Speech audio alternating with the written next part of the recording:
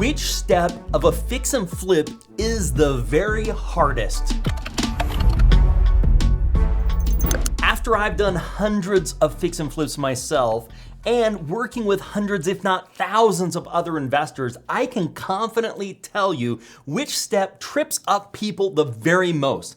Let's talk about that and how we can make it a little bit easier for you. Let's first get started by talking about the different stages that you're going through if you're wanting to do a fix and flip property. So let's talk about the stages first, and I'm gonna jump over to the whiteboard here if everything doesn't fall off on me. So number one, the very first stage and the most important stage that most people don't think about is getting their hard money lender. So you wanna get pre-approved or qualified with your hard money lender. Here's what happens, and I've seen this 100 times, and I've actually ran into it myself several times.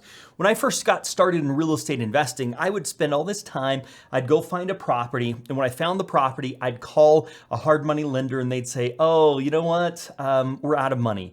Or I'd call them and they'd say, you know what, I really don't like that area, or I don't like that kind of property. Well, I just spent months trying to find a good deal, if not 6 months trying to find a good deal, and they didn't want to do that deal. So I think the best thing you can do is reverse engineer that. You've got to find a good hard money lender, and that hard money lender, you need to find out, what do you lend on, what don't you lend on, what do you like, what don't you like? Because if you're going to go shopping, why don't you go shopping for something that you know the lender is going to be interested in funding? That will make your job so much easier, especially if you know what the lender is going to require as far as down payments or payments and rehab. You got to figure all that type of stuff out, because that is going to make a big determination as to what properties you go after. And if you go after the properties that hard money lenders aren't willing to do, then you're wasting your time. So first and foremost, you've got to figure out your hard money lender. You've got to get approved with them, and you've got to make sure they are ready and willing to do the types of deals and know the types of deals that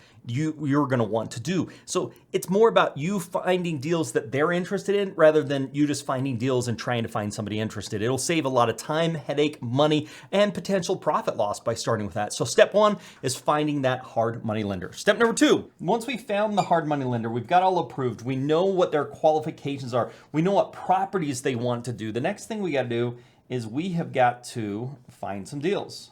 And after we find some deals, then the next thing we've got to do, part of this finding deals is we have to estimate rehab.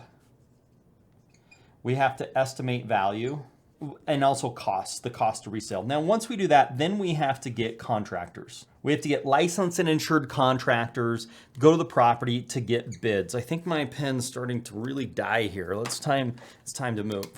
Okay, so we've got to get bids. Then from there, we have to do inspections on the property. And after we do inspections, then we can renegotiate. Once we renegotiate, then we actually start loan processing. Then we sign the docs where you own the property. Then you start project management. After you do project management, then you stage and list. And then once you find a buyer, you sign closing. And then you would get your paycheck and hopefully do the whole thing over again. So get pre-qualified, understand what your hard money lender wants to do. Number two, you've got to find deals. Number three, you've got to work with contractors. Number four, you've got to get your inspections. Number five, you've got to renegotiate potentially with your seller. Number six, you've got to process the loan.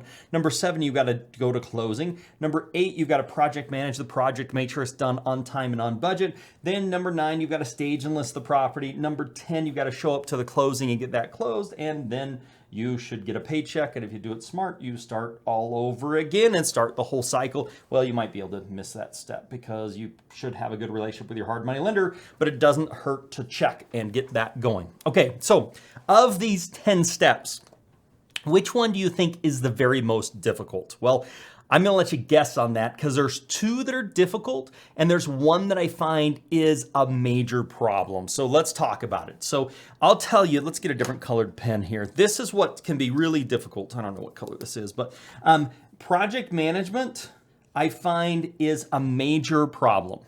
The other major problem I find is finding deals, okay? Finding deals. Now, if you're gonna make me go to one, which I promise you I would, finding deals is the one that I find people getting hung up on the most. I also find a lot of pitfalls when it comes to contractors getting licensed and insured contractors. So this would be number one, this would be number two, and this would be number three in the stages that I see people getting tripped up on, making the most mistakes. What I see quite frequently is people overvalue properties. They think they're more than they're really worth. They also underestimate the rehab. But the problem is in finding deals, and if you can't find a good deal, then you're gonna get yourself not able to have any opportunities. What can we do?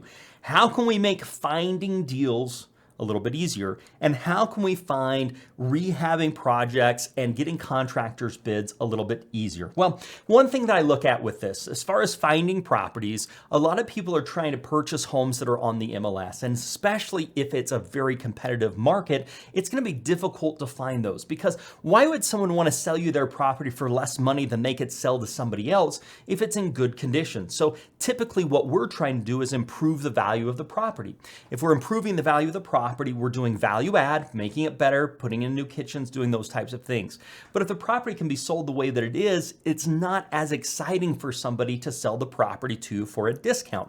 So we're typically buying properties that most people don't want to buy, fixing those properties up, adding value to those properties, and reselling those for a profit. So most of the time, you've got to be finding these properties with off-market strategies, finding properties that are not currently listed on the multiple listing services. So that's some of my recommendations, is going after off-market properties. To do this, I really like using Investor's Edge, where you can do skip traces, postcard, you can make phone calls, emails, text message, all that type of stuff, and actually find properties that have equity and find properties that have motivation by doing list building and list mashing. So I highly recommend that you look at that. Now, let's talk about contractor bids. One of the biggest things with contractor bids is finding good contractors. You want to find contractors that are licensed and insured, and that should be your very first thing you're looking at. Here's the problem with contractors. Usually contractors hate paperwork, and I don't blame them. Problem is if you don't get paperwork done with them, you're gonna end up in a situation where they thought one thing and you thought another. And maybe it was their fault and maybe it was your fault. But I'll tell you right now, if you don't take the time to go through the property with the contractor and write everything down and get him everything, it's really your fault. What I like to do, I walk around the property with a recorder. I'll turn my recorder on. I'll have my pen and paper, and I will write down everything I wanna have done to the property with the contractor. I want to do this. How much is that? I want to do this. How much is that? I want to do this. How much is that? I'm not sure how much it is. Okay, question mark. Oh, that'd be $100. This would be $50, you know, and I want prices for materials and labor. Then what I do is I take that and I build that into a spreadsheet, where my spreadsheet has everything listed in that. I put the prices in there, and the things the contractor wasn't sure about, I put as question marks. I then send that over to the contractor and say, okay, we have some holes. I need to know prices on these things. He can get with subcontractors or whatever the case is and come back to me, and then we go through the entire bid and say, great, is this everything? Is this the pricing? Is this materials and labor? How long is it going to take you to get this job done? And I'm going to do that with a minimum of 2 contractors. You see, guys, you always want to keep your contractors honest. Even if it's your brother-in-law that you really like, you still want to keep him honest by having another perspective on it. The other thing is, you don't want your brother-in-law that you like to overlook work that needs to be done because he's so excited about getting the job. And that's one of the things that really kills you. A lot of contractors will overlook some things because then they'll later say, oh, well, that wasn't part of the bid and we need to do it.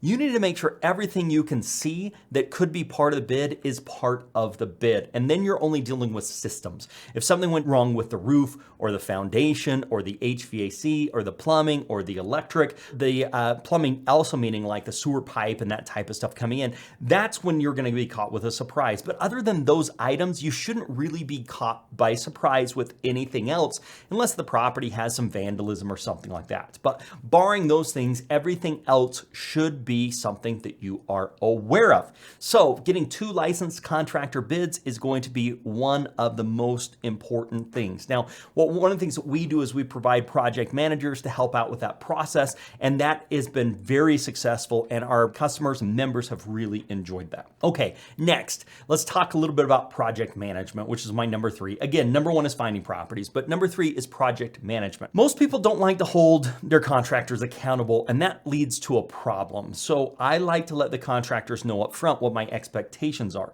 So not only do I put the work that needs to be done together with pricing, I have them sign it. In addition to that, I have a services agreement that I want to have them sign, And in addition to that, we put a time frame. How long will everything take and what's our estimated time frame? I like to see things done about $1,000 a day and with a 10-day buffer, meaning if it's a $60,000 remodel, it should take 60 days plus a 10-day buffer to get permits or materials coming in late or those types of things. I want to see that job done in about 70 days. So we've got to take the work that's going to be done. We have to split it up so we know what's going to get done when, and then we can have check marks every single week to make sure those work is actually getting done. I recommend you're at the property at least once a week. You probably should be there twice or more, but at least once a week you're walking through and saying, this is what you're supposed to get done this week, and let's check off everything you got done last week. And we're doing that every single week to keep them on schedule. Now, if your contractor doesn't like this, they're probably not the right contractor for you to be working with.